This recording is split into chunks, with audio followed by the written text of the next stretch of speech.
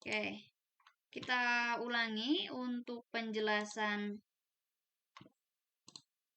PowerPoint-nya.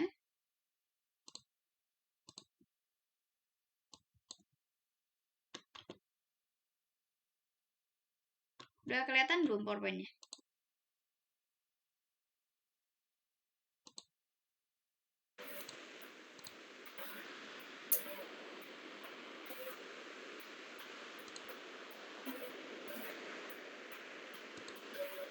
Sudah kelihatan belum?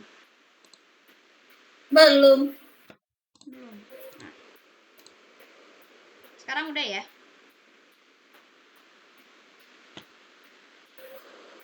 Udah ya?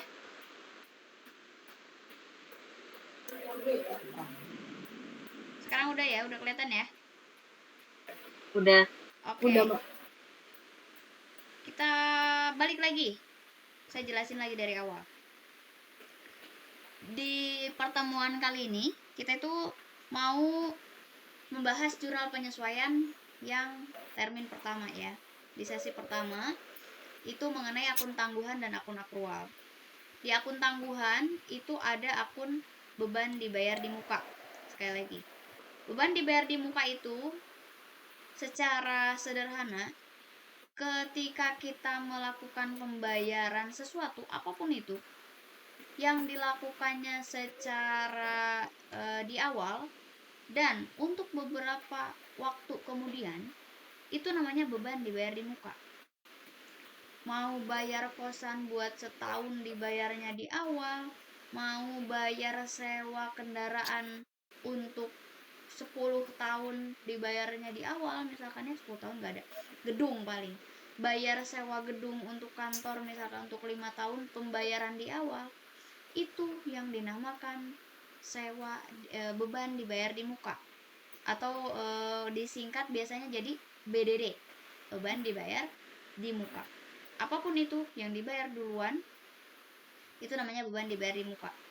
Lebih dari 2 bulan ya, catat, lebih dari 2 bulan.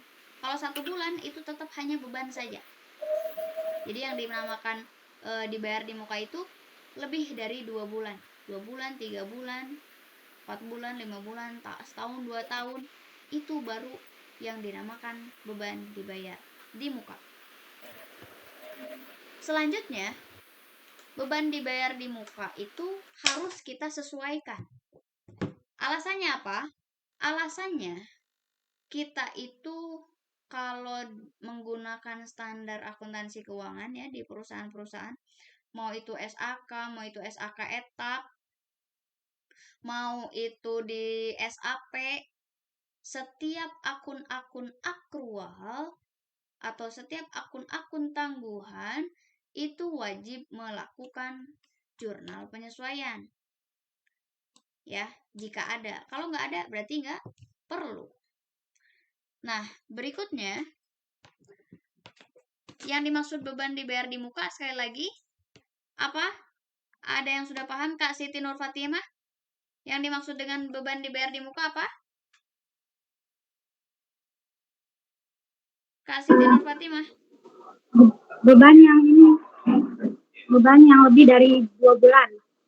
Beban yang dibayar lebih dari 2 bulan. Bagus. Iya. Contoh, 3 bulan aku. betul. Contoh di sini asuransi dibayar di muka. Kemudian ada bunga dibayar di muka. Misalkan beban gaji dibayar di muka atau beban upah ya, gaji biasanya ya memang per bulan. Kerja dulu baru digaji. Tapi kalau upah misalkan upah borongan orang-orang apa? Kontraktor gitu ya. Kita kan suka bayar duluan. Nah, itu boleh diakui sebagai beban dibayar di muka. Apapun itu, untuk setiap pembayaran yang dibayar duluan dan pembayarannya itu lebih dari 2 periode, 2 bulan, 3 bulan, setahun, 2 tahun, itu harus diakui sebagai beban dibayar di muka. Dan wajib disesuaikan apabila terjadi penyusutan. Namanya bukan penyusutan, kalau di BDD itu amortisasi. Jadi pengurangan gitu ya. Nah, hubungannya dengan apa? Hubungannya dengan jurnal penyesuaian itu ada 2 pendekatan. Yang pertama, ada pendekatan aset. Di pendekatan aset ini, kita akan melakukan pengakuan atau perlakuan akuntansi. Contoh, di bulan Januari, saya sewa gedung untuk kantor, misalkan 5 tahun, ya, untuk 5 tahun. Contoh, 150 juta untuk 5 tahun. Berarti per tahun berapa ya? Tinggal dikalkulasikan aja. Kemudian, 150 juta itu, apabila saya menggunakan metode pendekatan aset, jurnal yang akan saya catat di sini ya, berarti menggunakan sewa gedung dibayar di muka 150 juta, kas di kredit 150 juta. Ya. Ini melakukan pendekatan aset. Jurnal yang ada di perusahaan saya ketika melakukan jurnalnya itu pakai pendekatan aset, akun aset. Pada saat bayar, beban dibayar di muka untuk gedung 150 juta, kas berkurang 150 juta. Kasus lagi, contoh, misalkan sudah dipakai selama 1 tahun. Sekarang hitung, jangan 150 juta, biar genap angkanya. Misalkan 5 tahun, 250 juta, berarti setahunnya 50 juta. Ya. Contoh sudah dipakai 1 tahun. Artinya, setiap bulan, setiap tahun, itu saya akan melakukan amortisasi. Amortisasi itu apa? Pengakuan bebannya. Kalau melakukan penjurnalannya itu di pendekatan aset, berarti kita akan melakukan jurnal penyesuaian setiap akhir bulan atau setiap tanggal tertentu. Kita akan mengamortisasi, namanya amortisasi akun beban dibayar di muka. Contoh yang sudah terpakai di bulan pertama, misalkan di tahun pertama, kita akan menyesuaikan di akhir tahun, berarti 1 tahun 50 juta. Jurnalnya adalah beban sewa gedung 50 juta, sewa gedung dibayar di muka 50 juta. Karena apa? Karena ketika kita menggunakan pendekatan aset, di jurnal penyesuaian itu yang harus digarisbawahi, mencari beban yang sudah dipakai. Dari 250 juta, kalau dipakainya setahun, berarti yang terpakainya 50 juta atau 200 juta? Coba. Setahun 50 juta. Saya sudah menyebutkan bahwa yang terpakai itu setahun. Berarti secara nominal yang 50 juta atau 200 juta? 50 juta. 50 juta, betul. Itu perbedaannya dengan yang kedua sekarang. Yang kedua, jika kita melakukan jurnal penyesuaian itu menggunakan pendekatan beban, di jurnal umum pada saat transaksi pembayaran, itu bebannya dulu yang diakui. Nih, beban sewa gedung 250 juta, kasnya 250 juta. Nanti pada saat di jurnal penyesuaian untuk melakukan amortisasi, itu kita mencarinya pengeluaran yang belum terpakai. Dari nominal 250 juta yang sudah terpakai 1 tahun, berarti kan 50 juta. Nah, di sini yang kita catat adalah yang 200 juta. Kenapa? Karena untuk pendekatan beban, kita tugasnya mencari yang belum terpakai. Kalau menggunakan pendekatan aset di jurnal penyesuaian, kita tugasnya mencari nominal yang telah dipakai. Bisa ya dibedakan? Nah, harus fokus nih di jurnal penyesuaian karena ada dua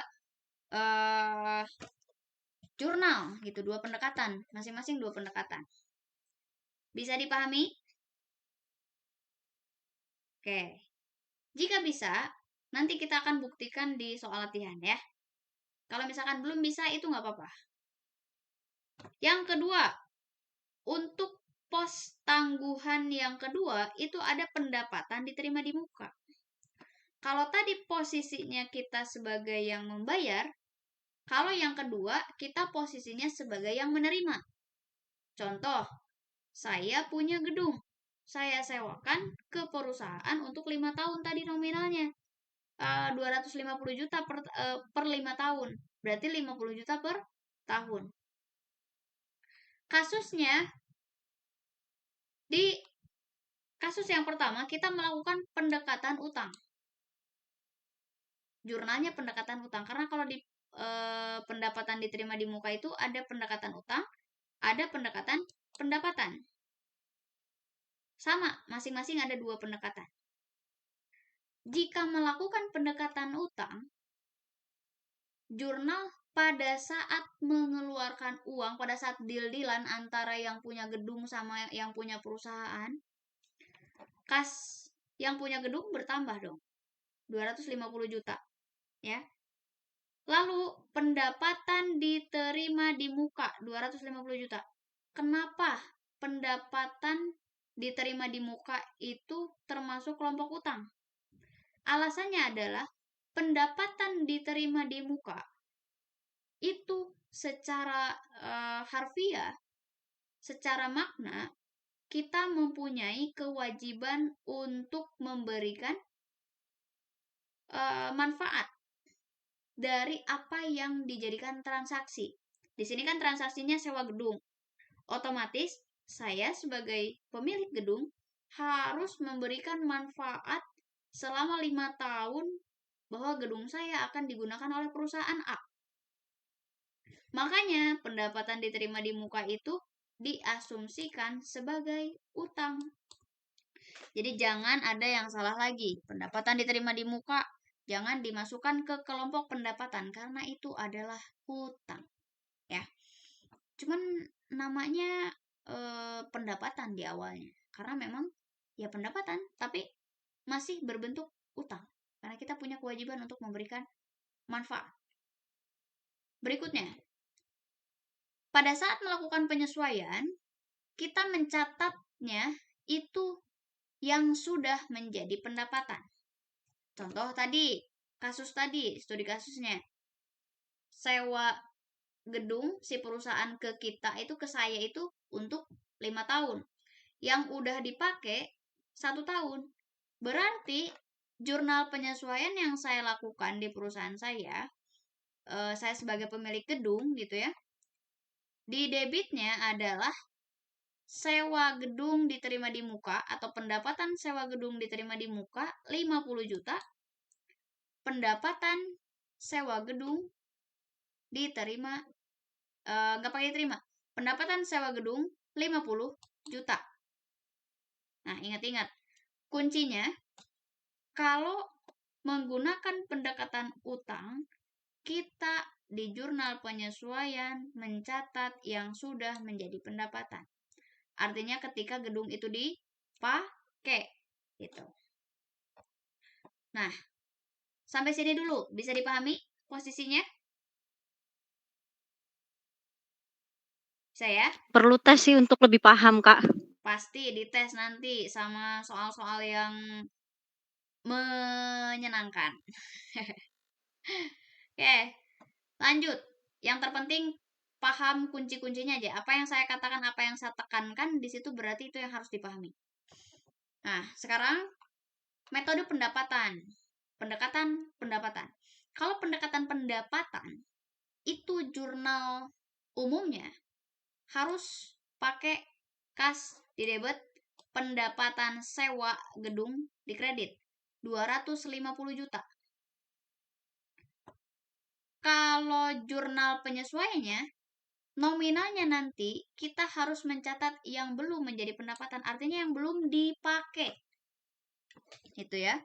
Yang belum dipakai berapa? Berarti 200 juta. Akunnya yang mana? Akunnya pendapatan sewa gedung di debit 200 juta, sewa diterima di muka 200 juta.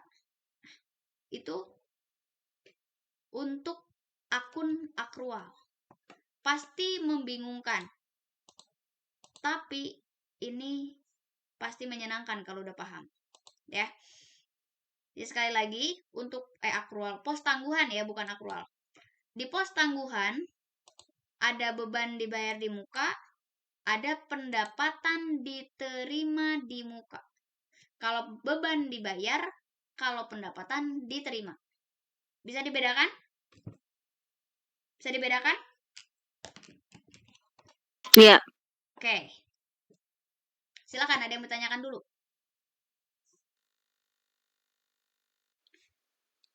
Kalau tidak ada, saya lanjut dulu ke materi berikutnya. Nih, di pos kedua itu ada akun akrual.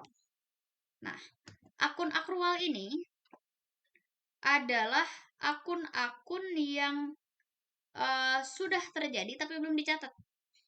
Contoh, ada beban akrual dan pendapatan akrual. Lagi-lagi beban pendapatan.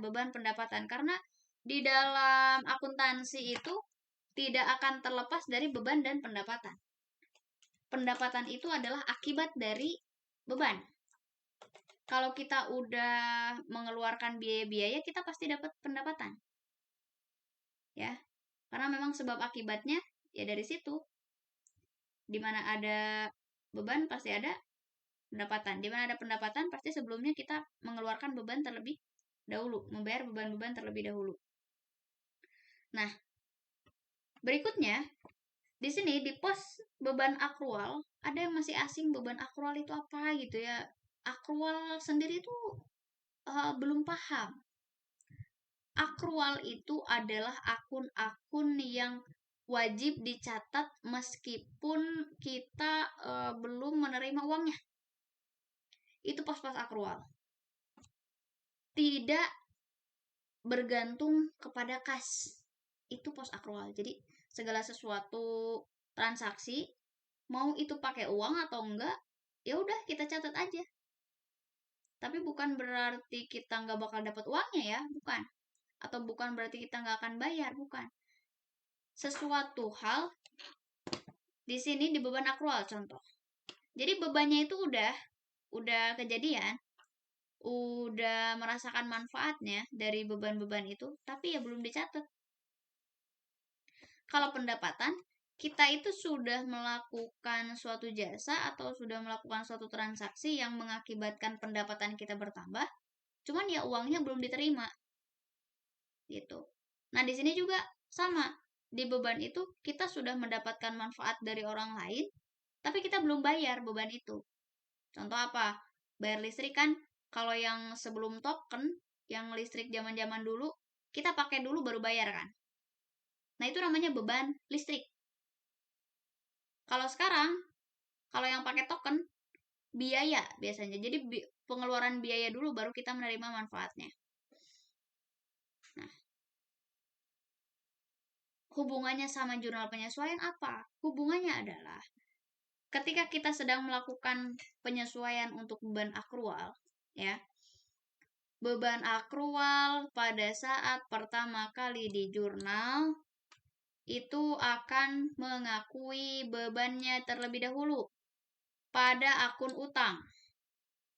Contoh, ada transaksi penggajian lah. Yang paling sering diakrualkan itu gaji yang tanggal pembayarannya tidak sama dengan periode kerjanya. Saya kerja di bulan Maret misal ya. Saya kerja di bulan Maret tapi dibayarnya bulan April. Rata-rata biasanya kalau di instansi-instansi tertentu ada yang gajiannya tuh tanggal 25 ya.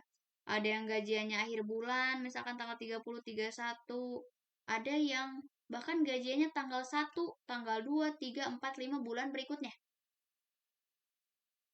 Jadi kita kerjanya di periode bulan sebelumnya, tapi dibayar di periode bulan selanjutnya. Ada yang seperti itu. Nah, di sini case-case seperti ini, itu yang mengakibatkan muncullah penjurnalan seperti ini. Ketika bebannya udah kita terima nih manfaatnya, tapi bayarnya belum. Nah, karena apa? Karena dalam akuntansi itu terbatas periode. Jadi kita harus ada pembatas periode supaya penjurnalannya pun jelas. Contoh periode bulan Februari nih kemarin. Februari tanggal 1 sampai tanggal 29. Kerjanya udah, teman-teman udah kerja di tanggal 1 sampai tanggal 29 Februari, tapi gajinya tanggal 1 Maret misalnya. Berarti perusahaan itu akan menjurnal beban gaji, misalkan beban gaji karyawan 100 juta, utang gaji 100 juta. Kenapa ini tanggal akhir bulan? Di tanggal 29, ya, itu perusahaan akan mencatat ini. Alasannya adalah perusahaan pertama sudah menerima manfaat pekerjaan dari karyawan sudah. Lalu apakah perusahaan sudah membayar gajinya? Jawabannya belum, karena tanggal gajian itu tanggal 1 katanya. Otomatis karena perusahaan dituntut untuk mempunyai laporan keuangan EOM, end of month, akhir bulan, maka gaji itu bukan harus dicatat di awal bulan, tidak. Tapi harus ada historisnya di periode sebelumnya. Jadi di akhir bulan kita catat sebagai utang dulu di perusahaan itu. Beban gaji 100 juta, utang gaji 100 juta. Nah, nanti pada saat pembayaran di tanggal 1, kita akan jurnal lagi dengan cara utang gaji pada kas. Berarti utang gaji berkurang nih 100 juta karena pas tanggal 1 cair tuh gajian semua. Kas perusahaan berkurang atas pembayaran utang gaji. Jadi pada saat melakukan pembayaran itu kita nggak boleh mencatat beban lagi. Beban gaji pada kas itu nggak boleh. Karena apa?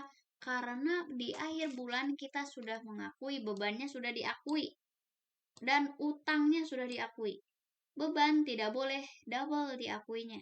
Di akhir bulan iya, di awal bulan iya, misalkan itu nggak boleh. Karena pengakuan bebannya sudah dilakukan pada saat akhir bulan periode sebelumnya dan di tanggal 1 kita melakukan pembayaran gaji karyawan, maka jurnalnya kita harus mengakui utangnya dibayar dan kas kita berkurang senilai 100 juta. Nah, seperti itu untuk beban akrual. Jadi intinya kalau secara sederhana kita itu udah mempunyai suatu manfaat, kita itu sudah menerima manfaat tapi kita belum bayar. Dan kita akan bayar tapi terhalang periode akuntansi gitu. Kita mempunyai batas waktu laporan keuangan. Maka dalam akuntansi perlakuannya harus seperti ini. Itu alasannya kenapa kita ada double jurnal. Meskipun sama transaksinya ya bayar gaji 100 juta doang gitu. Gak jadi 200 juta kan pembayaran gaji? Tidak. Tetap 100 juta, cuman perlakuan akuntansi yang harus dipahami di sini untuk beban akrual. Kalau ada pertanyaan, nanti ya di akhir ya. Sekarang saya jelasin tentang jurnal penyesuaian untuk pendapatan akrual. Kalau pendapatan akrual itu hubungannya dengan pekerjaan kita. Kita sudah melakukan suatu jasa, tapi kita belum menerima pembayaran. Contoh, kita sebagai karyawan, tapi kita juga punya laporan keuangannya nih. Contoh ya, piutang gaji. Contoh, gajinya 10 juta per bulan. Atau jangan piutang gaji deh. piutang jasa aja. Kita punya pekerjaan, kita punya hubungan pekerjaan sama suatu perusahaan, antar perusahaan atau antar individu gitu ya. Kita kerjanya udah beres. Cuman ya belum dibayar.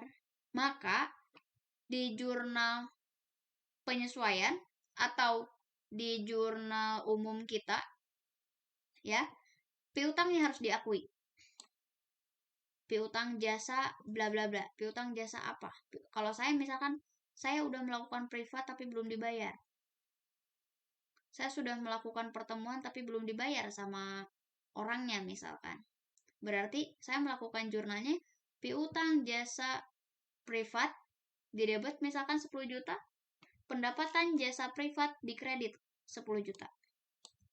Berarti saya sudah mengakui piutangnya dan pendapatan.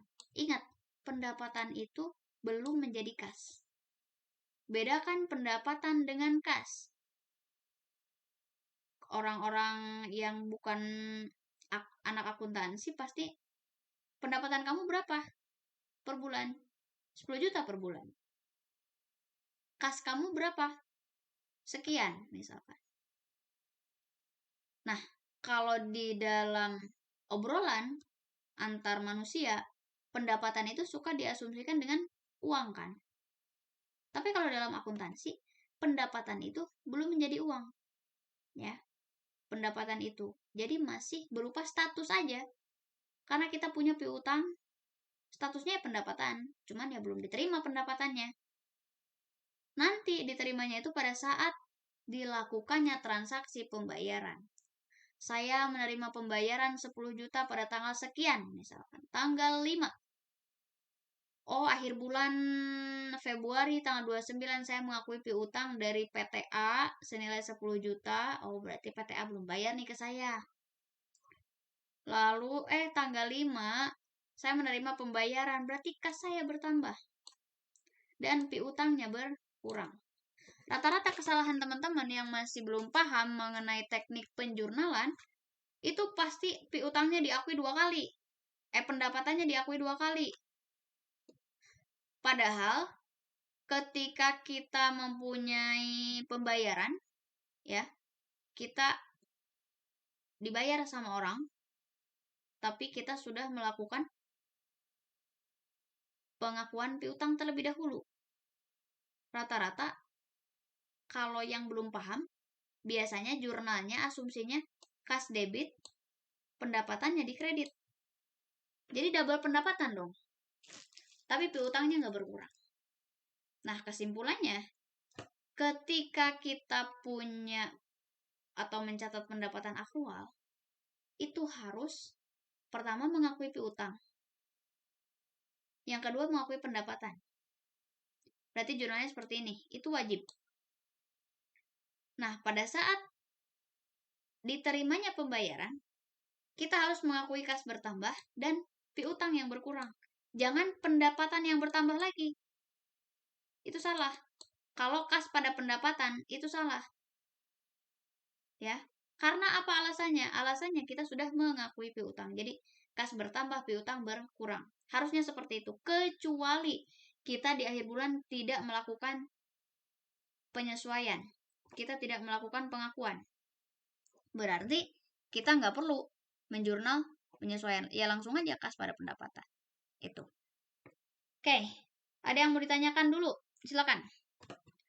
Materi malam ini sudah selesai dan kita akan tanya jawab untuk materi ini. Saya sengaja nggak mau jelasin banyak-banyak, soalnya ini harus praktek. Nanti setelah praktek pasti bakal banyak nanya. Silakan, Bu Nani boleh. Saya mau tanya, Mbak, kalau secara manajemen akuntansi yang baik, mana yang bagus antara teknik tangguhan sama akrual? Oke, jadi di sini Ibu harus paham dulu. Tangguhan sama akrual itu berbeda. Tangguhan-tangguhan, akrual-akrual. Jadi dua-duanya bisa berdampingan. Kalau tangguhan-tangguhan, mungkin maksud Ibu tadi pendekatannya kali ya. Ibu bertanya. Ya, mana yang lebih bagus gitu ke dalam pelaksanaannya di lapangan? Nah, kalau untuk akun tangguhan ya. Tangguhan untuk untuk beban dulu. Tangguhan untuk beban dibayar di muka itu yang lebih bagus adalah pendekatan aset. Karena secara logika kalau di pendekatan beban itu nanti bebannya yang berkurang dan kita mengakuinya yang belum terpakai. Tapi yang sering digunakan itu pendekatan aset karena memang lebih rasional. Jadi kita mengakui harta dulu karena sifatnya kalau kita bayar itu berarti kan tagihan-tagihan itu adalah piutang. Piutang itu berupa beban yang sudah dibayar duluan. Oh, berarti nanti kalau sudah digunakan ya udah itu menjadi beban. Artinya sudah dipakai dan sudah dibebankan. Ini yang paling ideal untuk beban dibayar di muka. Adapun untuk pendapatan diterima di muka, yang paling idealnya adalah pendekatan utang.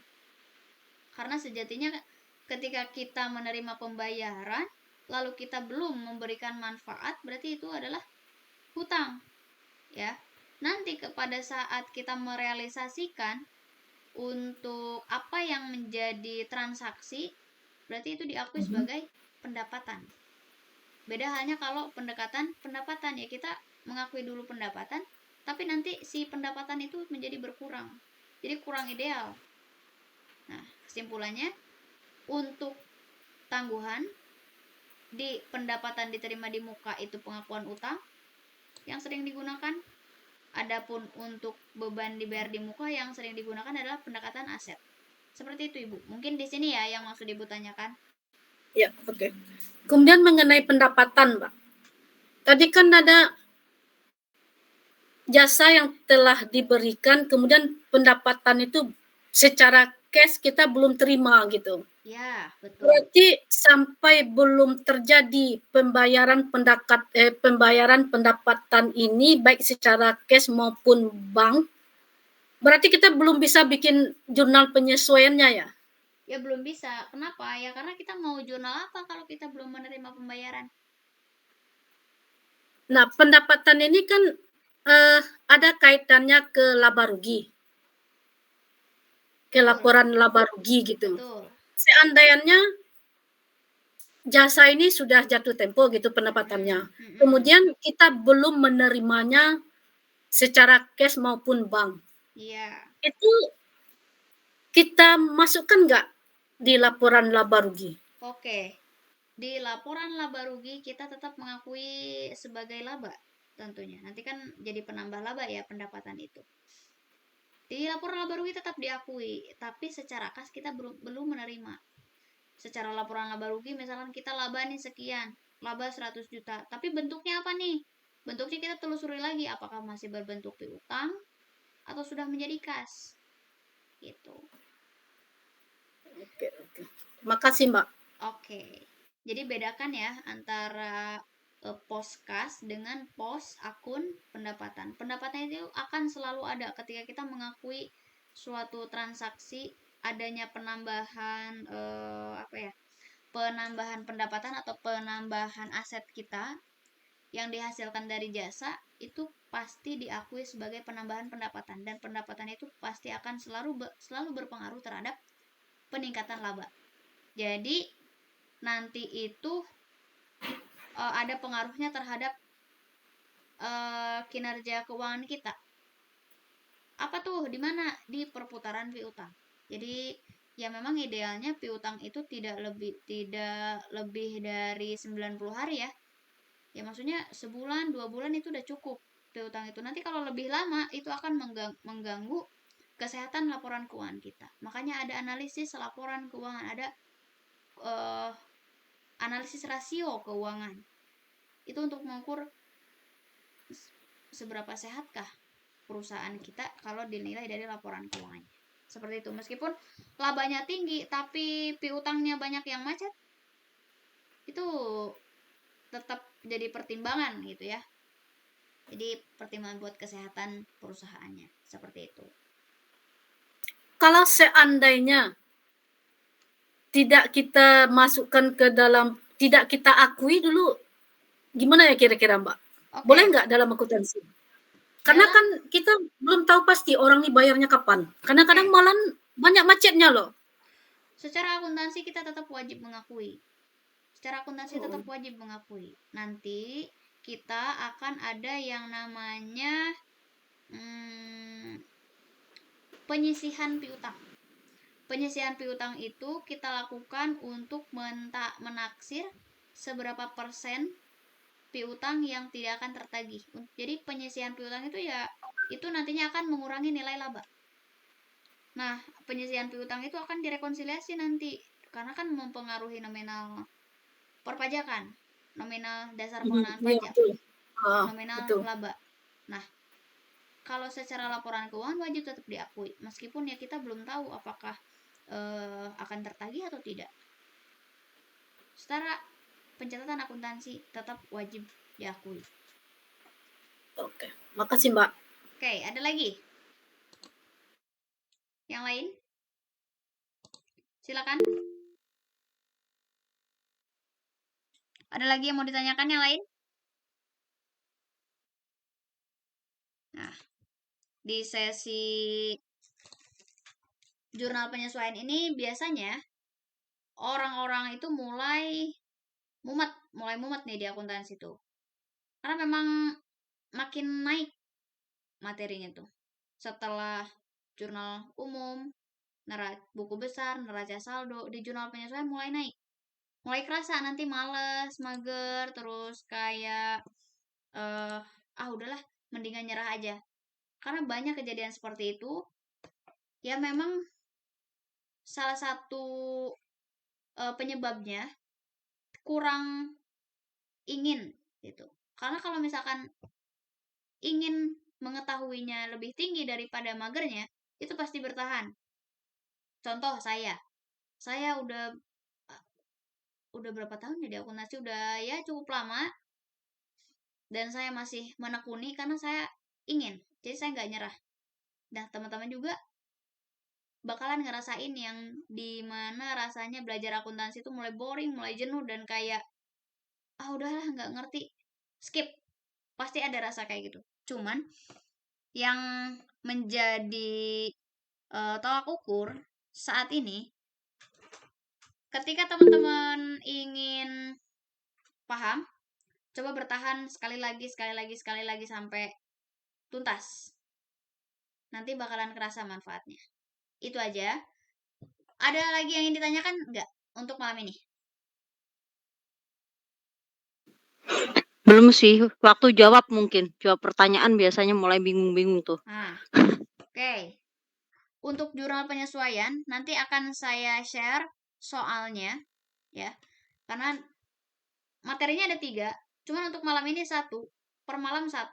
Nanti aku akan kasih gambaran soal jurnal penyesuaian, dimana teman-teman itu bakalan bisa bikin rasa ingin tahu dan mulai pusing kerasa itu di soal. Dan nanti bakal banyak pertanyaan tuh di situ. Kemudian untuk malam ini kayaknya nggak ada lagi. Materi cukup 1 aja, 1 per 1. Kalau langsung Bagusnya begitu Mbak, materinya satu-satu, jadi bisa lebih paham gitu. Kalau banyak-banyak nanti bingung. Iya betul. Nanti bingung, dan kalau di air tuh jadi meluap gitu ya. Oke, saya akan share dulu ke grup. Saya akan pause dulu sharingnya sebentar.